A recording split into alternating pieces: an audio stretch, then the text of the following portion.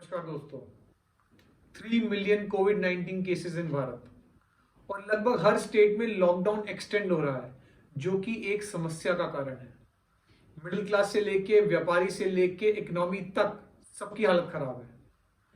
Corona की वजह से लॉकडाउन हुआ और लॉकडाउन का मेन मकसद ये था कि कोरोना का सच लोगों तक पहुंचाना और एक basic minimum etiquettes like social distancing, sanitization etcetera ये लोगों को सिखाना। बट अब जो लॉकडाउन एक्सटेंड हो रहा है उससे हानि हो रही है। उससे क्या हानि हो रही है वो हम आगे जानते हैं, सच जानते हैं। तब तक please subscribe to my channel.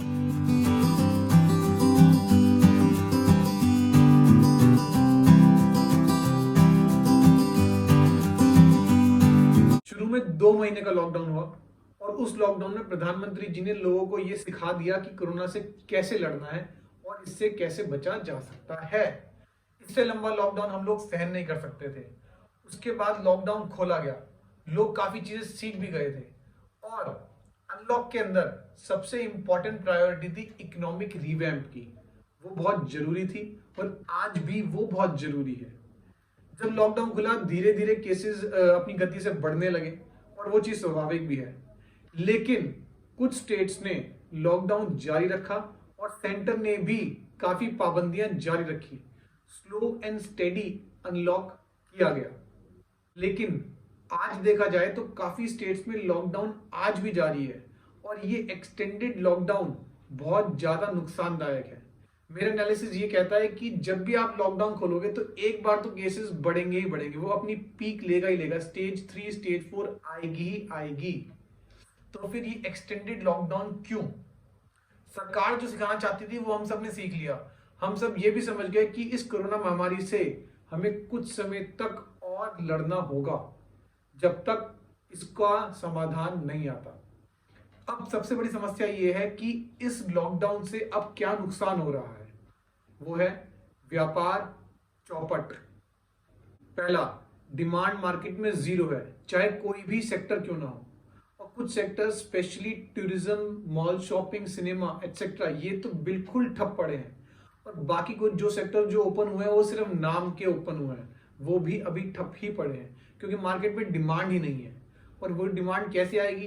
वो डिमांड जब तक नहीं आ सकती जब तक डोमेस्टिक एंड लोकल ट्रांसपोर्ट सुचारू ना हो, जब तक लॉकडाउन हर स्टेट में पूर्णतः खुल ना जाए, तब तक इस इकोनॉमी को लाइन पे लाना बहुत डिफिकल्ट है।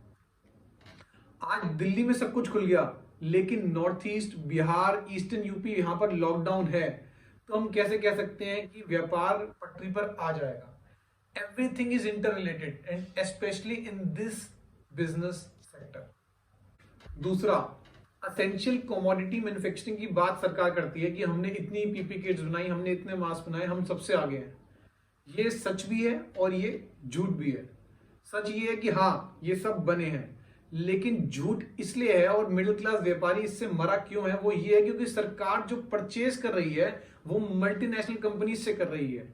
वेदांता ग्रुप से आप लाखों पीपी किट्स का सौदा कर लेते हो। मिडिल क्लास बिजनेसमैन जो पीपी किट और मास्क बना लेता है वो आज भी उसके घर में लगे हुए हैं, तो लिक्विडिटी आएगी कैसे? स्टॉक उसके गोडाउन्स में लगा हुआ है।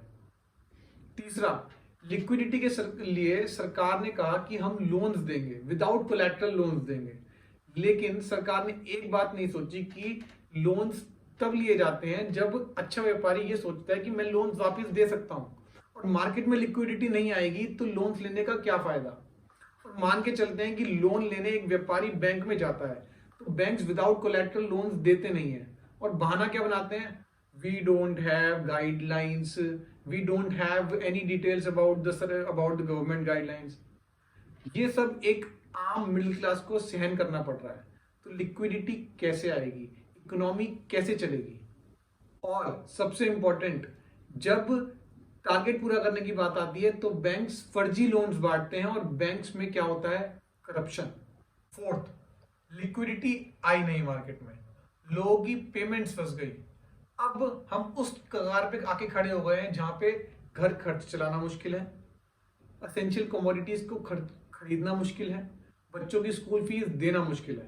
और ऐसे टाइम पे सरकार पुलिस के थ्रू मास्क ना पहनने पर मोटे चालान काट रही है, करप्शन हो रहा है, कहां तक ये जाएगा। अब डिस्कशन इस बात पे होना चाहिए कि अब इन सब नुकसान से जो 6 महीने में हुआ है उससे बाहर कैसे आया जाए। और मेरे दिमाग में सिर्फ एक ही बात आती है, कंप्लीट ओपनिंग ऑफ इकोनॉमी। सभी इंटरस्टेट ट्रेवल को, ट्रांसपोर्टेशन को, सभी सेक्टर्स को कंप्लीटली खोल दिया जाए, but all companies should take into cognizance protection guidelines. सरकार के पास भी पैसा तब आएगा जब काम धंधे चलेंगे। और ये बात सच है, जब भी अनलॉक होगा केसेस बढ़ेंगे, और वो तब तक बढ़ेंगे जब तक लोगों में एंटीबॉडीज डेवलप नहीं हो जाती या फिर वैक्सीन नहीं हो जाती। और सबसे इंटरेस्टिंग और इंपॉर्टेंट बात यह है कि एक सर्वे में दिल्ली में यह पता चला कि 30% से ज्यादा लोगों में एंटीबॉडीज डेवलप हो चुकी हैं। और ऐसा ही भारत में अलग अलग एरियाज में जब सर्वे हुआ वही पता चला 75% से ऊपर हमारा रिकवरी रेट जा चुका है और 5% से नीचे डेथ रेट आ चुका है। ये एक खुशी की बात है। और अब it is right time to grab this opportunity कि हम लॉकडाउन को कंप्लीटली खोल लें। राइट टाइम इसलिए बिकॉज दीपावली का बिजनेस, सितंबर अक्टूबर का बिजनेस हमारे सामने है। And if we grab this opportunity at this right time, तब जो भी हमने हार्डशिप्स फेस की हैं वो हम सब भूल जाएंगे, हम आत्मनिर्भर बनेंगे। आप सभी मेरे पूरे भारत में लॉकडाउन खोलने के विचार से सहमत हैं तो प्लीज इस वीडियो को लाइक कीजिए, इस वीडियो को शेयर कीजिए, एंड आपके क्या विचार है वो नीचे कमेंट सेक्शन में जरूर बताइए। And to motivate me to take such topics regularly in future also, please subscribe to my channel. Thank you. जय हिंद।